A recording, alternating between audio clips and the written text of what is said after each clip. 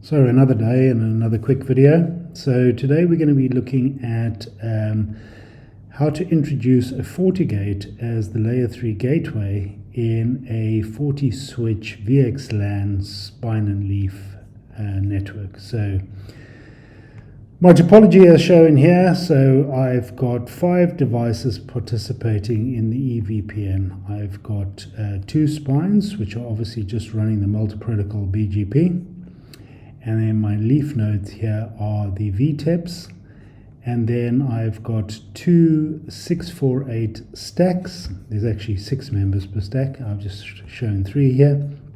And what we're going to do here is we're going to throw in the FortiGate to do the inter-VLAN/VNI routing, as well as providing the security. Now, in this model, this doesn't have to be a FortiGate, right? Because remember that in a VXLAN environment, the FortiGate is not managing any of these switches, all right? In this instance, although I'm not going to show it in this video, these switches are all being managed by FortiSwitch NMS. So here the FortiGate is purely an external layer 3 gateway as well as a security device, but this could be any vendor's firewall, and it could be any vendor's router or layer 3 switch, right? It's the concept here that's important, not the physical device. Now, because these devices have to dual home into the VXLAN environment for resilience, obviously I've created VXLAN endpoint systems here. From a FortiGate perspective, it just sees these as a lag group. So you can see here I've got my 2 interfaces, port 10 and 12, which are going to be going into ports 5 on these respective VTEPs. And the FortiGate purely just sees this as a lag or a port channel group if you come from that world, right? Now, the primary interface is a lag, but obviously I need to break out the VNIs into .1Q trunks, and I've done that here with VLAN 200, and there's its IP address there. If I come across to my VTEPs here, so this is VTEP 1, you can see here I've got 3 ports, so these 2 ports here are going up to the spines, and then as well as to the stacks, so I've got interconnectivity there, and port 5 here is the one that is going to the FortiGate, and I can see that here on VTEP 2 here as well. All right. Now, if I come to the VTEPs here and I look at the trunks, you can see here show switch trunk, and you can see here that I've got my my endpoint systems, all right, with their virtual MAC addresses, unique, as well as the ESIDs, again being unique. And here I've chosen to use designated forwarders. Now, the infrastructure supports multi-hop eBGP as well as iBGP, multipath rather. So I don't have to use a designated forwarder. I could use active-active, but in this case I've just chosen to use a DF just to show you other aspects of the configuration. And here I've got the member ports for each one of these ESs. So this one here, as the name suggests, is FortiGate.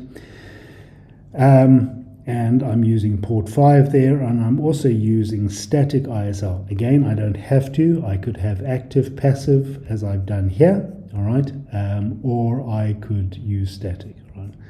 Again, it's just purely to show you different types of configuration. Same here, if I come along here.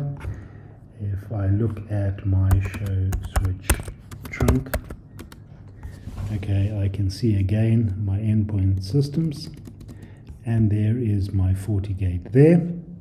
And you can see here where I previously ran commands for the EVPN side of things. I can see the EVPN ESs in detail. All right. shows you my next hops, shows you my DF designated forwarders, the stack names and so forth, and then you can look at a summary here, and then you can look at the legend here, which tells you whether the ES is the local or whether it's remote, and whether or not it's a designated forwarder or not, right? And obviously you'll see the flip side of that if you look at the neighbor device. Now, these don't have any layer 3 personality outside from a VNI VNI and VLAN perspective. All right, so if I do a show system interface here, all right, there's no layer 3 personality here with regards to these VNIs. All right, so I'm doing that completely externally on the external gateway, the layer 3 gateway, which will be the FortiGate as well as the downstream stack devices. So again here, if I do a show system VXLAN, we can see the VNI is configured here. All right. So this naming convention, I could just put VNI 200. This naming convention of dot and the 10, that comes from FortiSwitch NMS, which has got a wizard which allows you to deploy VXLAN across a capable 40 switches in a click and drop wizard method, which is very simple, and it does all your BGP for you. So if I do show router BGP, all of this is done automatically from the perspective of the FortiSwitch NMS, so you don't have to understand any of this if you're not a BGP person. FortiSwitch NMS does it automatically for you. If I come along to my stacks here, these are my, I know it's only showing a single device here, but if I come along here and I look at my interfaces, you can see here it says switch 1 and the ports, and we can go down, switch 2, switch 3, switch 4. Okay, so there's 4 members on that stack, and again same on this side here.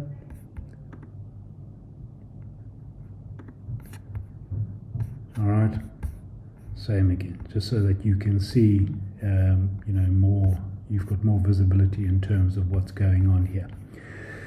Now, if I come back to my VTEPs here, I'm just going to close that window, and I'm going to come along here and look at the interfaces, because obviously I've created the trunks, and remember these are dual homes, so they have to be mirrored across VTEP 1 and VTEP 2 must show the same. You can see here the trunk going up to the FortiGate. Now remember, the trunk is the ES, all right? Endpoint system is because it's being spread across both of these devices, right? So it's treating these dual uplinks as a single lag, but it exists on 2 completely separate VTEPs, okay? And it doesn't matter whether it's the stacks here or whether it's the FortiGate, the same principle holds true. And as such, I need to treat it like a Ethernet trunk, and I've got my native VLAN and the allowed VLANs that can go up that trunk. And I come across here, just close that, interfaces, and you can see I've got exactly the same thing. There's a third stack, which I'm not showing here, which is why that's there, because that's dual homing between VTEP 2 and VTEP 3. But again, that doesn't matter. What we can see here is in my VLAN trunks. Now, the stacks have got a SVI. So if I do a show system interface here, and I come along, so I've got my SVIs here, because they can do local switching for those SVIs. In this case, I'm not doing that. Remember, I'm going to send the layer 3 up to the FortiGate. This is just for me to prove and test reachability up to that FortiGate. And again, if I come along here, show system interface. All right.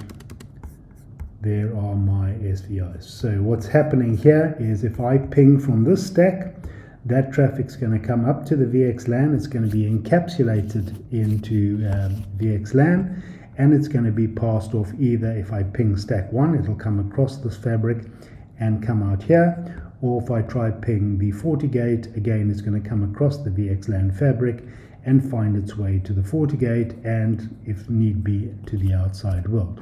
So if I look at VLAN 200 here, or VNI 200, you may have noticed, if you were astute, that on this trunk, on the VTEP here, I'm only allowing from the stacks VLAN 200. So going up to the FortiGate, I'm allowing all of them, but here I'm only allowing VLAN 200 for no other reason, and that's just the way I set it up at the time, right? So trying to ping end-to-end on VLAN 300 is not going to work, but if I go execute ping 192.168.200.8, remember this one's .9, you can see that I'm pinging.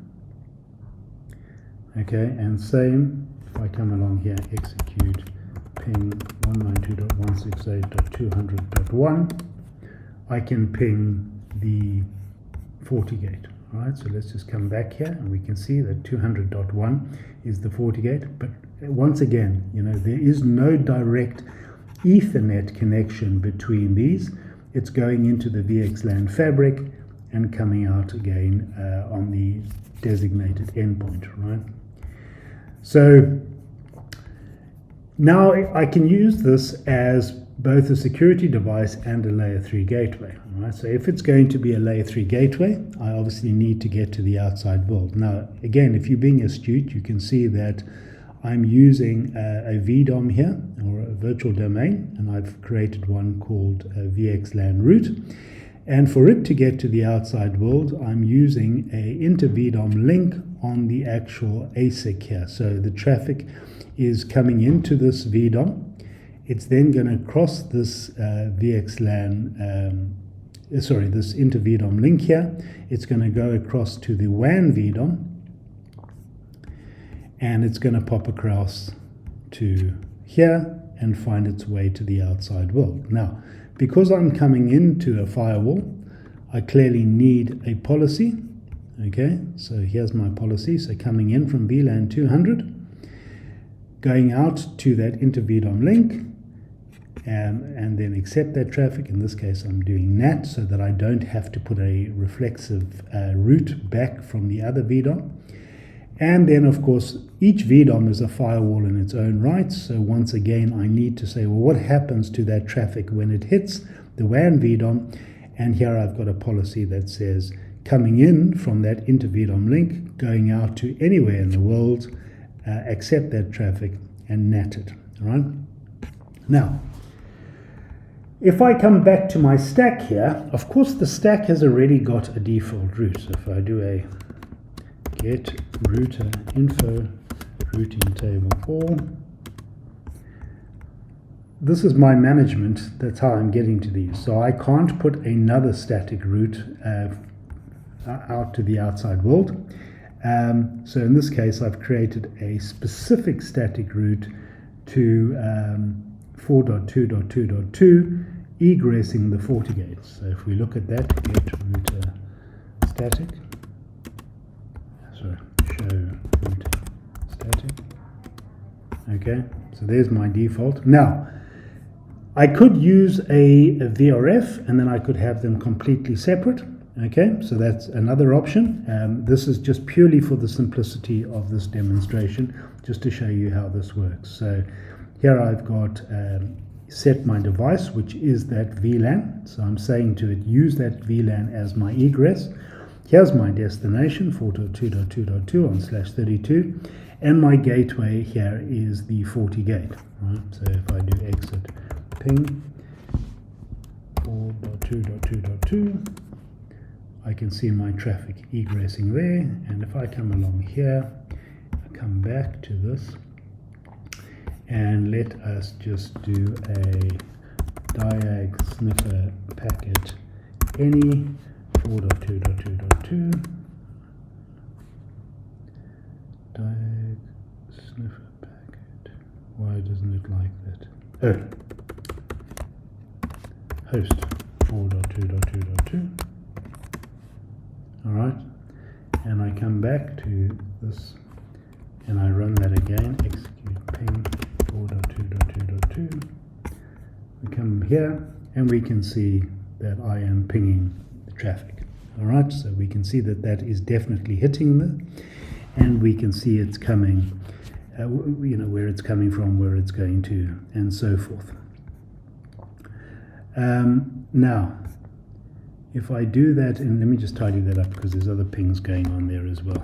Let me just do this, and host 192.168.200.8. What's that one? .8. Show system interface. In fact, I can do a show diag IP address, not show, diag IP address list. Okay, and this is definitely .8. And I close my brackets there. Now we can make that more specific. So I come back here, execute 2.2.2.2. And now I just see that traffic, not all the other extraneous traffic. So again, the value of these videos is to show you little tricks that you can use on the FortiGate as well. So now what I also want to do now is to show you that from the other FortiGate, from the other switch rather, the other stack, which is .9. So we'll come across here and we'll go execute ping 4.2.2.2. Now hold on, before I do that, let me just show you once again, show router static. I've got exactly the same. Now, again, remember, I could use OSPF, I can use OSPF or BGP, whatever. I can inject default route information into these stacks. I can do all that sort of normal routing stuff. I'm just showing you this from a perspective of simplicity. All right. So there's that static route. Again, going out that SVI and hitting the FortiGate as my default gateway.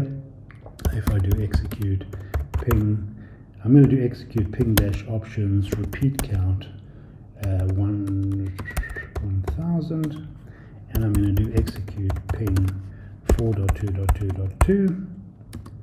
all right, so if we come along here we can see that that's going through, but what I'm going to do here is I'm going to just disable that policy just to prove to you once again that it is definitely coming through here, and we can see that the ping is stopped there. Okay. So that shows you that that is coming via there. If I come along here and I do set status enabled again, and we can see my ping starts again. All right, so again, the purpose of this was just a purely simple video just to show you that it's very simple just to add the FortiGate as a layer 3 gateway. We simply use a 802.3 AD trunk or a lag group. We connect it up, we can multi-home it using the ES endpoint systems. Remember, I've chosen to use a designated forwarder, and what that means is I prioritize one link over the other link for resilience, but these also support multi-path BGP and ECMP, so I could have active, and I could be load balancing across the underlay VXLAN infrastructure as well. All right, so really simple. It doesn't matter whether it's your downstream switch stacks or your layer 3 gateway, whatever that might be. Whether you're building a data center or you're building a large campus, VXLAN is a very good option because it gets away from the historical concerns about a spanning tree across the entire domain. We isolate the spanning tree down to each one of these stacks. All right, so you're containing any sort of spanning tree loop problems, and it just allows more flexibility and scalability into building out modern Ethernet networks. And this has multiple applications, and it's not just data centers. Imagine this, I had a university with multiple campuses. I could have a leaf or a pair of leaves in each campus building. I can have my resilient spines sitting somewhere else.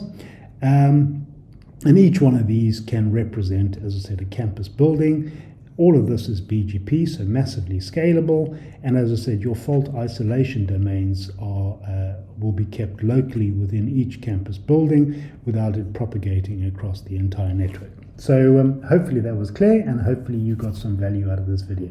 Thank you very much for your time.